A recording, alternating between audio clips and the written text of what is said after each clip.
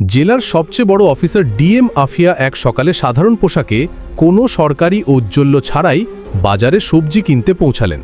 তার মুখে ছিল সরলতা, চলনে ছিল আত্মবিশ্বাস, কিন্তু কেউ কল্পনাও করেনি যে এই মহিলা এই জেলার ডিএম। আফিয়া সোজা একটি ঠেলার কাছে গিয়ে থামলেন। সেখানে একজন প্রায় ৩০ বছর বয়সী সবজি বিক্রেতা মহিলা সবজি বিক্রি করছিলেন। আফিয়া হাসি মুখে তার কাছে সবজির দাম জিজ্ঞাসা করতেই হঠাৎ একটি ছোট ছেলে দৌড়ে এসে সেই মহিলার সঙ্গে জড়িয়ে ধরে বলল, মা, আমাকে স্কুলে ছেড়ে দাও, দেরি হয়ে যাচ্ছে, নইলে টিচার বকবেন। সবজি বিক্রেতা বলল, বাবু একটু অপেক্ষা কর, আমি এদের সবজি দিয়ে দিই, তারপর তোকে ছেড়ে আসব। ছেলেটি জেদ করে বলতে লাগলো, না মা, এখনই চলো প্লিজ, অনেক দেরি হয়ে গেছে। এসব দেখে ডিএম আফিয়ার মন গলে গেল। তিনি হেসে বললেন, আপনি বাচ্চাকে স্কুলে ছেড়ে আসুন, আমি আপনার দোকান সামলাচ্ছি। সবজি বিক্রেতা একটু ইতস্তত করল, কিন্তু আফিয়ার আশ্বাস ভরা কথায় সাহস পেল। সে বলল, ঠিক আছে বোন, আমি তাড়াতাড়ি ফিরে আসব। এরপর সে তার ছেলেকে নিয়ে স্কুলের দিকে রওনা দিল। এদিকে আফিয়া ঠেলায় দাঁড়িয়ে চারপাশের পরিবেশ লক্ষ্য করছিলেন। তখনই একটি মোটরসাইকেল ঠেলার কাছে এসে থামল। তাতে বসা ছিলেন ইন্সপেক্টর মানিক। তিনি নামতে একটু কটাক্ষ করে বললেন, তুমি কবে থেকে এখানে সবজি বিক্রি শুরু করলে? এখানে তো একজন মহিলা থাকতো, সে কোথায় গেল? আফিয়া কিছু বলার আগেই সেই সবজি বিক্রেতা ফিরে এলো। ইন্সপেক্টরকে দেখে তার মুখে আতঙ্ক ছড়িয়ে পড়ল। ঝুঁকে বলল, ইন্সপেক্টর সাহেব, আপনার কি লাগবে? যা চান নিয়ে নিন। ইন্সপেক্টর অযৌক্তিকভাবে হুকুম দিল, আধ কিলো টমেটো দাও, 1 কিলো ভিন্ডি আর আধ কিলো পটলও দাও। মহিলা কিছু না বলে তাড়াতাড়ি সবজি ওজন করে দিল। ইন্সপেক্টর একটি টাকাও না দিয়ে মোটরসাইকেলে উঠে চলে গেল। এসব দেখে আফিয়া স্তম্ভিত হয়ে গেলেন। কিছুক্ষণ নীরবে কাটল। তারপর তিনি সবজি বিক্রেতাকে জিজ্ঞাসা করলেন, বোন, ও পয়সা দিল না কেন? তুমি কিছু বললে না কেন? মহিলার চোখে অসহায়তা স্পষ্ট ছিল। ধীরে বলল, বোন, কি বলবো, এই ইন্সপেক্টর প্রতিদিন এভাবে সবজি নিয়ে যায়। কিছু বললে ধমকায়, বলে আমার কাছে পয়সা চাইবি, এক্ষুনি তোর ঠেলা তুলে নেব। আমার ভয় করে ঠেলা চলে গেলে ঘর চলবে কি করে? আমার বাচ্চারা কি খাবে? তাই চুপচাপ দিয়ে দিই। কথা শুনে আফিয়ার মুখের রং পাল্টে গেল। তিনি ভেতর থেকে কেঁপে উঠলেন। তিনি বিশ্বাস করতে পারছিলেন মা যে আইনের রক্ষক নিজেই আইনের উপহাস করছে। গম্ভীর স্বরে তিনি বললেন, বোন, এখন থেকে এমন হবে না। আমি এখন তোমার সঙ্গে আছি, ন্যায় বিচার করানো আমার কর্তব্য। তুমি একটা কাজ করো, আমার নাম্বার নাও। কাল যখন তুমি ঠেলা লাগাবে, তুমি নয় আমি সেখানে থাকব। তুমি বাড়িতে আরাম করো, বাকিটা আমি দেখে নেব ওই ইন্সট্রাক্টর পয়সা দেয় কিনা, আর যদি না দেয় তবে আমি তাকে আইনের শক্তি দেখাবো। মহিলার চোখে অশ্রু ছিল, কিন্তু প্রথমবারের মতো তার মধ্যে স্বস্তিও আসার আলো ফুটে উঠল। পরের সকালে আফিয়া একজন গ্রামের মহিলার ভেষ ধরলেন। না কোনো মেকআপ, না কোনো পরিচয়, সাধারণ শাড়ি পরে মাথায় ওড়না রেখে তিনি ঠেলায় এসে দাঁড়ালেন। ঠেলায় প্রচুর সবজি সাজানো ছিল, সব কিছু প্রস্তুত ছিল। কিছুক্ষণের মধ্যেই ইন্সপেক্টর মানিক তার মোটরসাইকেল নিয়ে সেখানে পৌঁছালো। তিনি মোটরসাইকেল ঠেলার কাছে রেখে তীক্ষ্ণ দৃষ্টিতে বললেন, কি ব্যাপার, আজ আবার তুমি এখানে? তুমি ওর কে হও? কালও তুমি এখানে ছিলে, আজও তুমি? আফিয়া, যিনি তখনও গ্রামের একজন সাধারণ মহিলার রূপে দাঁড়িয়েছিলেন, ধীরে বললেন, আমি ওর বোন, তাই আজ ওর জায়গায় ঠেলা সামলাচ্ছি। ইন্সপেক্টর ঘৃণ্য হাসি দিয়ে বলল, তাহলে তুমি তো আর বোনের চেয়েও সুন্দর, আজ খুব সুন্দর লাগছে। তারপর চোখ দিয়ে তাকে মাথা থেকে পা পর্যন্ত দেখতে লাগলো এবং অশোভন স্বরে বলল, যাই হোক, এসব ছাড়ো, আমাকে 1 কিলো টমেটো দাও, সঙ্গে একটু ধনিয়ার মরিচও দিও। আফিয়া কোনো প্রতিক্রিয়া না দেখিয়ে সবজি ওজন করে চুপচাপ তার হাতে দিলেন। ইন্সপেক্টর সবজি নিয়ে ফিরতে যাচ্ছিল এবং মোটরসাইকেল স্টার্ট করলো। তখন আফিয়া কঠিন কণ্ঠে বললেন, থামুন, আপনি এখনও সবজির পয়সা দেননি, পয়সা দিন, এভাবে চলবে না। ইন্সপেক্টর বিরক্ত হয়ে বলল, কিসের পয়সা? আমি তো প্রতিদিন ফ্রি নিই। তোমার বোনের কাছে জিজ্ঞাসা করো, সে তো কিছু বলে না। আর তুমি আমার সামনে বেশি কথা বলো না। তিনি আবার যেতে লাগলেন। তখন আফিয়া দ্রুত বললেন, আপনি আমার বোনের কাছ থেকে যেভাবে নিয়েছেন নিক, আমার কাছ থেকে নয়। সবজির পয়সা দিতে হবে, আমাদেরও পয়সা খরচ করে এই সবজি আনতে হয়। আর একদিন সবজি না বিক্রি করি তবে আমাদের ঘরে চুলা জ্বলে না। আপনার মতো লোক ফ্রিতে সবজি নিয়ে আমাদের পেটে লাথি মারে। এই কথা শুনে ইন্সপেক্টরের চেহারা অহংকারে জ্বলে উঠল। তিনি রেগে গিয়ে আফিয়ার গালে একটি জোরালো চড় মারলেন। আফিয়া টলে গেলেন, কিন্তু নিজেকে সামলে নিলেন। চোখে অশ্রু ছিল, কিন্তু আত্মসম্মান আর চুপ থাকতে প্রস্তুত ছিল না। কাপা কণ্ঠে আফিয়া বললেন, আপনি একজন মহিলার ওপর হাত তুলে খুব বড় ভুল করেছেন, এর পরিণাম ভোগ করতে হবে আপনাকে। ইন্সপেক্টর আরও উত্তেজিত হয়ে চিৎকার করে বলল, তুই আমাকে শেখাবি? তোর এত সাহস? এখনই দেখাচ্ছি। তারপর তিনি আফিয়ার চুল ধরে টানলেন।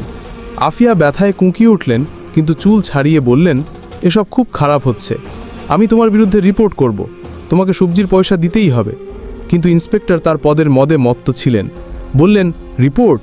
তোর এত সাহস? তুই একটা সবজি বিক্রেতা, আর আমি এই থানার ইন্সপেক্টর। আমি তোকে এখানে দাঁড়িয়ে কিনে নিতে পারি। বেশি কথা বললে উল্টো তোকেই জেলে ভরব। এই বলে তিনি মোটরসাইকেল স্টার্ট করে চলে গেলেন। আফিয়ার আগে কাঁপছিলেন, তবু তিনি নিজেকে সংযত রাখলেন। তিনি জানতে চাইলেন এই ইন্সপেক্টর কতটা নিচে নামতে পারে। কিছুক্ষণ ঠেলার কাছে বসে থাকার পর তিনি সবজি বিক্রেতাকে ফোন করে বললেন, এখন তুমি ঠেলায় এসো। সবজি বিক্রেতা আসতেই আফিয়া চুপচাপ সেখান থেকে চলে গেলেন। বাড়ি গিয়ে তিনি সাধারণ পোশাক বদলে হলুদ রঙের সালোয়ার স্যুট পরে একজন সাধারণ মহিলার মতো থানায় পৌঁছালেন। থানায় পৌঁছে দেখলেন ইন্সপেক্টর মানিক সেখানে নেই, একজন হাবিলদার ডেস্কে বসা ছিল। আফিয়া সরাসরি তাকে জিজ্ঞাসা করলেন, আমাকে রিপোর্ট করতে হবে, ইন্সপেক্টর মানিক কোথায়? আর এসএইচও সাহেবের সঙ্গে দেখা করতে হবে। হাবিলদার জবাব দিল, ইন্সপেক্টর সাহেব কিছু কাজে বাড়ি গেছেন, আর এসএইচও সাহেব ফিল্ড ভিজিটে বাইরে গেছেন, আপনি চাইলে একটু বসুন। আফিয়ার চোখে এখন ন্যায়ের আগুন জ্বলছিল, আর এই আগুন আর থামতে প্রস্তুত ছিল না। থানায় কিছুক্ষণ কাটতেই হঠাৎ দরজা খুলে এসএইচও আতিক রানা ভেতরে প্রবেশ করলেন। ভারী পায়ে ভেতরে আসতেই তার দৃষ্টি হলুদ সালোয়ার স্যুট পরা সেই সাধারণ মহিলার উপর পড়ল, যিনি ছিলেন আর কেউ নন, স্বয়ং ডিএম আফিয়া। আতিক রানা কঠোর স্বরে জিজ্ঞাসা করলেন, তুমি কে? এখানে কেন এসেছ? আফিয়া শান্ত স্বরে বললেন, আমাকে রিপোর্ট করতে হবে। একথা শুনে আতিক রানা ব্যঙ্গ করে হেসে বললেন, রিপোর্ট করতে হবে? তাহলে আগে কিছু খরচপত্র নিয়ে এসেছো? এখানে রিপোর্ট করতে 10 থেকে 20,000 টাকা লাগে, এনেছো? তা তাড়াতাড়ি বের করো, তবে তোমার রিপোর্ট লিখব। একথা শুনে আফিয়ার মুখ কঠিন হয়ে গেল। গম্ভীর স্বরে বললেন, কিসের টাকা? রিপোর্ট করতে কোনো ফি লাগে না, আপনি ঘুষ কেন চাইছেন? আতিক রানা হেসে বললেন, তোমাকে কে বলল মুফতে রিপোর্ট হয়? এখানে যে আসে সে নিজের ইচ্ছায় টাকা দেয়, আর না দিলে তার রিপোর্ট লেখা হয় না। এখন তোমার ইচ্ছা। আফিয়া গভীর নিঃশ্বাস নিয়ে বললেন, ঠিক আছে, এই নিন 10 টাকা, এখন রিপোর্ট লিখুন। টাকা নিয়ে আতিক রানা জিজ্ঞাসা করলেন, বলো কার বিরুদ্ধে রিপোর্ট? আফিয়া গম্ভীর হয়ে বললেন, ইন্সপেক্টর মানিকের বিরুদ্ধে। তিনি একজন সবজি বিক্রেতা মহিলার সঙ্গে অসভ্যতা করেছেন, প্রতিদিন তার ঠেলা থেকে বিনা পয়সায় সবজি নিয়ে যান, আর আমি যখন প্রতিবাদ করলাম তখন আমার উপর হাত তুললেন। আমি এর উপর কঠোর আইনি ব্যবস্থা চাই। আতিক রানার মুখ ফ্যাকাশে হয়ে গেল, তার মুখে আতঙ্ক স্পষ্ট। হেঁচড়ে বললেন, তিনি তো আমাদের থানার সিনিয়র ইন্সপেক্টর, আর তাছাড়া যদি কেউ ফ্রিতে জিনিস দেয় তাতে দোষ কি? আমরা পুলিশ, একটু আধটু চলে। আফিয়া এখন সব বুঝে গিয়েছিলেন, এই সিস্টেম ভেতর থেকে পচে গেছে। এরা শুধু ইউনিফর্ম নয়, গরিবদের অসহায়তার ব্যবসা করছে। তিনি কিছু না বলে চুপচাপ থানা থেকে বেরিয়ে গেলেন, কিন্তু তার চোখে এখন একটি আগুন জ্বলছিল।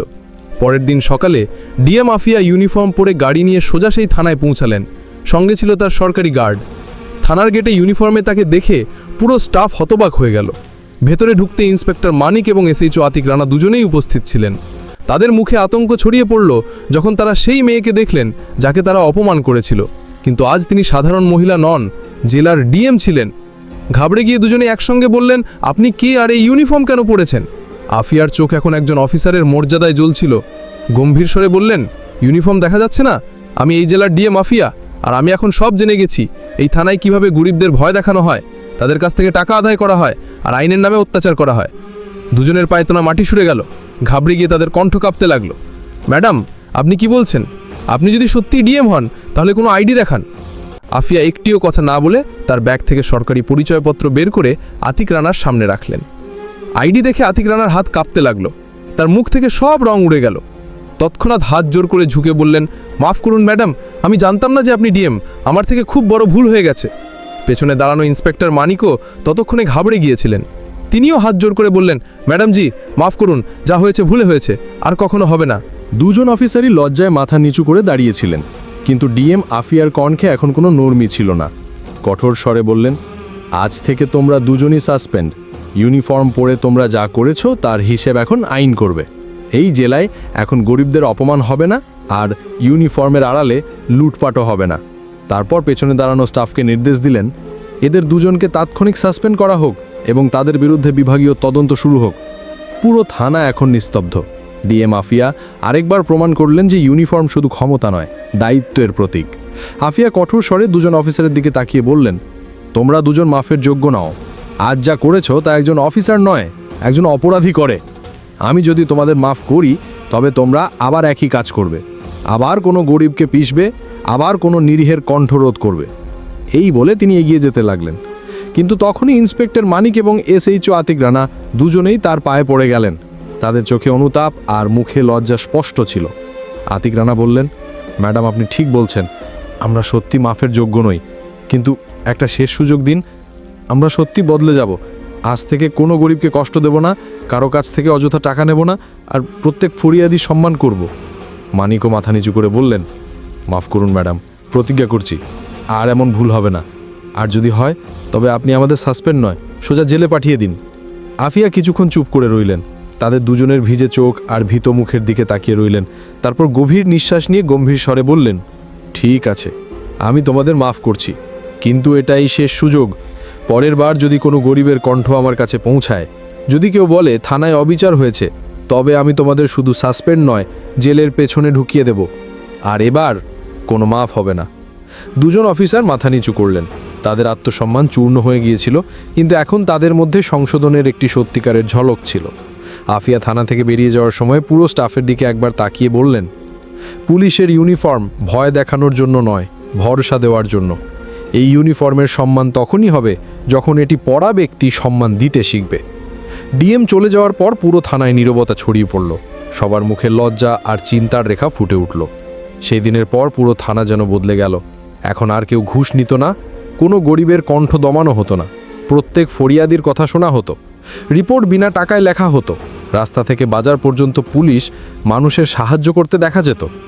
সবজি বিক্রেতা মহিলাও তার ঠেলায় হাসি মুখে বসত, কারণ এখন তার কোনো ভয় ছিল না।